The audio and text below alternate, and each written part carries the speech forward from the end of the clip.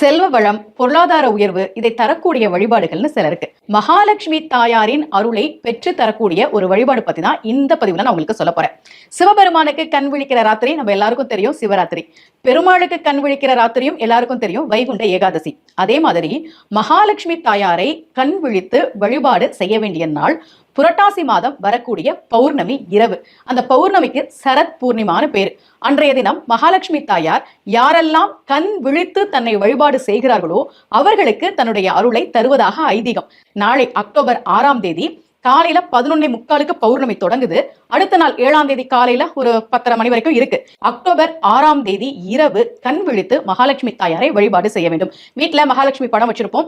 தீப தூபம் காட்டி நிவேதனம், இனிப்பு நிவேதனம் வைத்து மகாலட்சுமிக்குரிய ஸ்தோத்திரங்களை சொல்லி நாம் வழிபாடு செய்கிற போது, அதுல முக்கியமா கனகதாரா ஸ்தோத்திரம் சொல்லி நாம் வழிபாடு செய்கிற போது நிச்சயமாக நல்ல ஒரு பொருளாதார உயர்வு இருக்கும் என்பது நம்பிக்கை.